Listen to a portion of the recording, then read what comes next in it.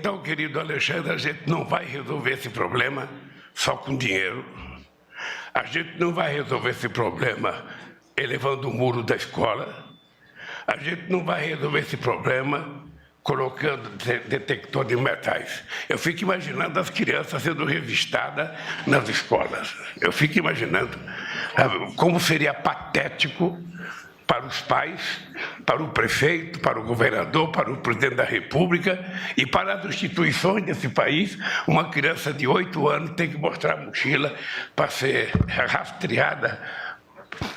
Então, o que nós temos que fazer?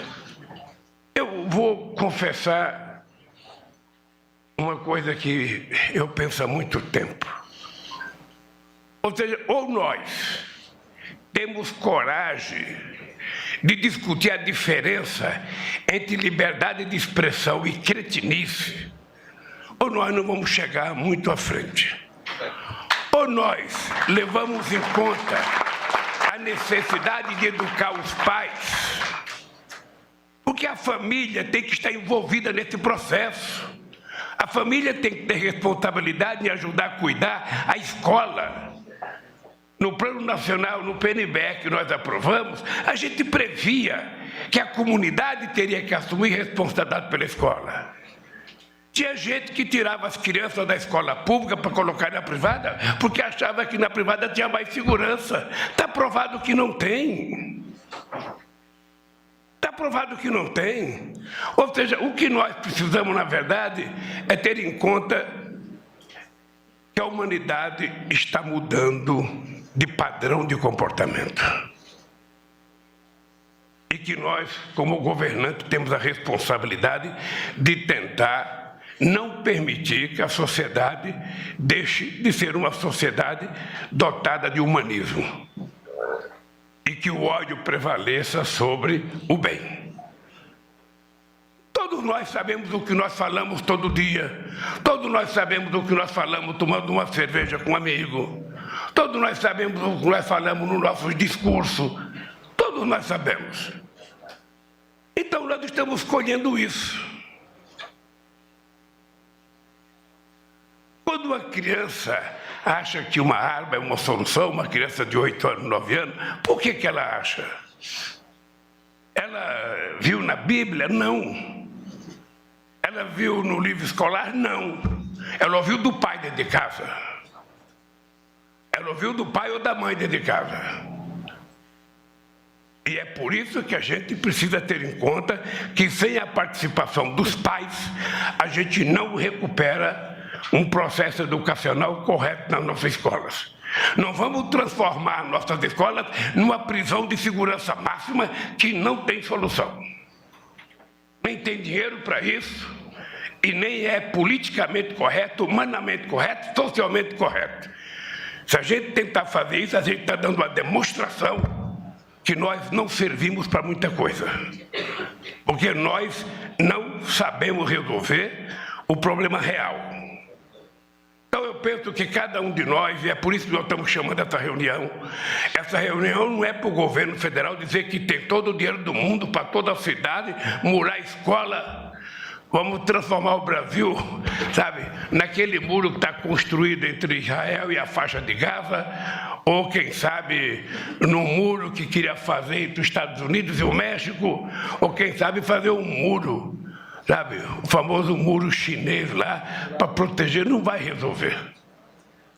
O problema está no processo educacional dentro da própria família.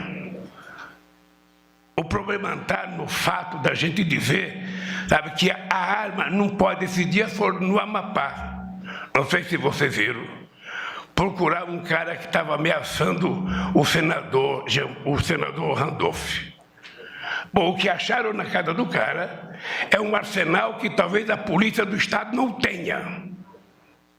Um cidadão particular tinha aquilo.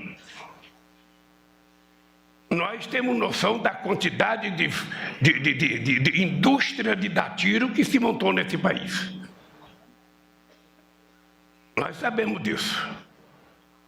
E isso tudo resulta no que aconteceu em Blumenau, que 4 anjos foram vítimas de uma pessoa que, na minha opinião, a ministra da Saúde está aqui, mas eu sempre ouvi dizer que a Organização Mundial da Saúde sempre afirmou que na humanidade deve ter mais ou menos 15% de pessoas com algum problema de deficiência mental.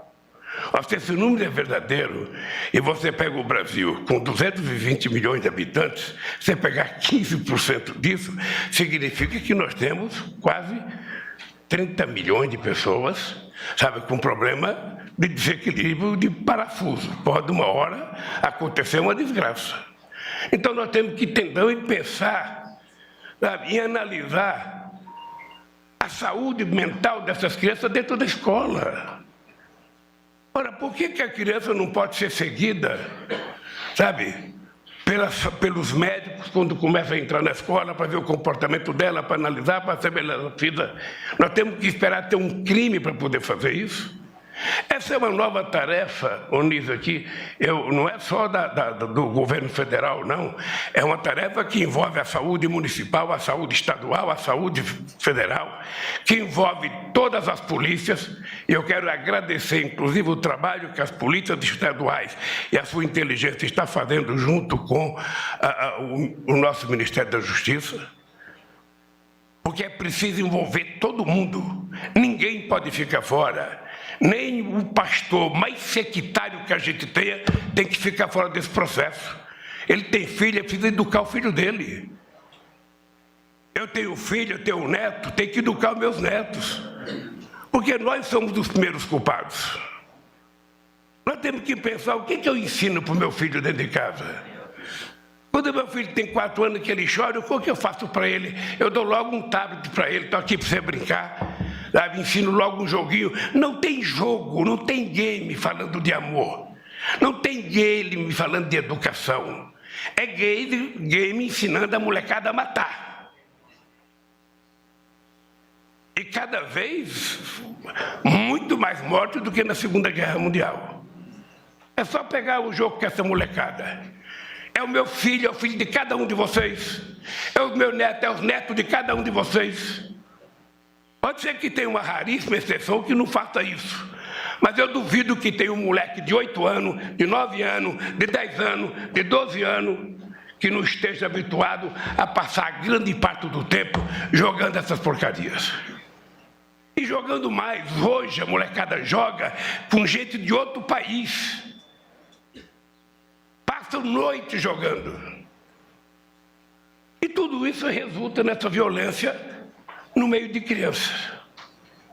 Nós estamos chocados e profundamente chocados pelo que aconteceu em Blumenau, mas a gente tem que estar consciente que isso acontece fora da escola todo dia. Aqui fora da escola, a primeira coisa que fala é que foi bandido, aí a sociedade se conforma porque foi bandido. Mas morre muita criança inocente todo santo dia na periferia desse país. Então, o que nós estamos chamando vocês aqui, primeiro é para configurar uma crença que eu tenho. Não é possível um presidente da República governar o país se ele não ouvir os entes federados. É verdade, Edivaldo, o problema está na cidade.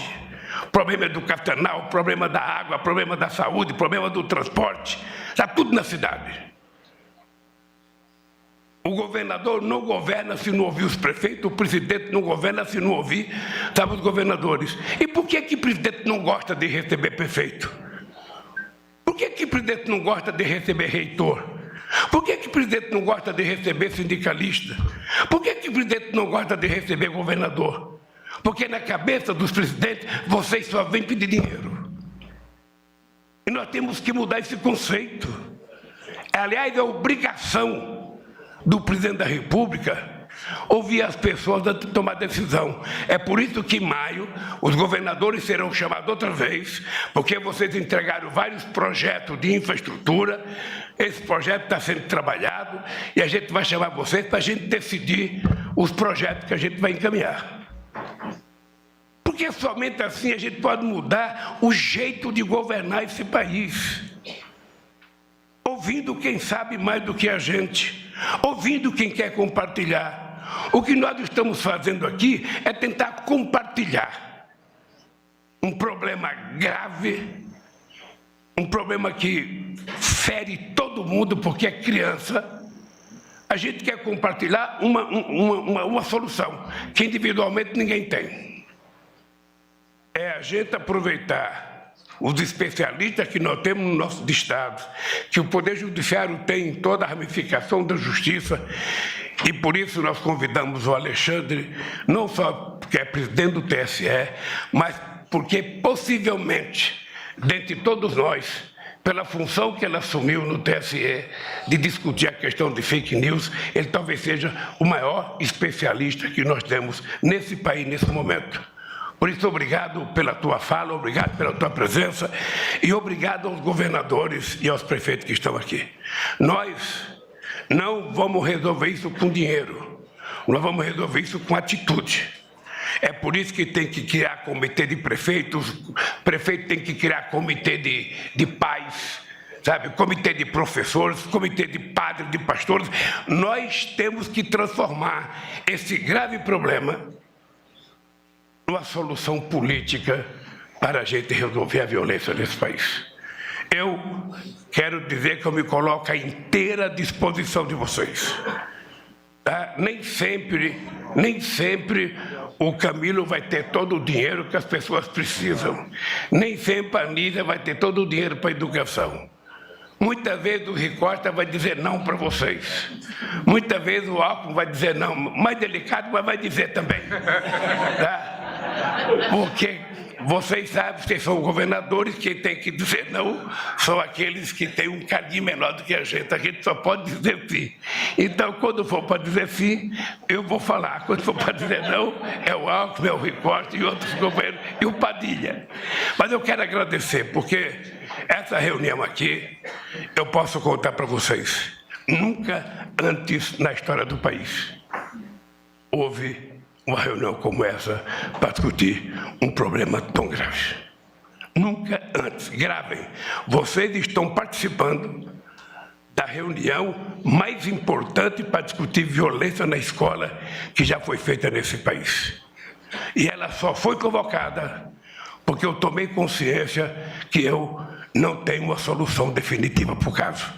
Eu quero compartilhar a sabedoria de vocês, para um pouquinho de sabedoria de cada um, permitir que a gente construa a solução definitiva para esse caso. Muito obrigado, querido. Nós vamos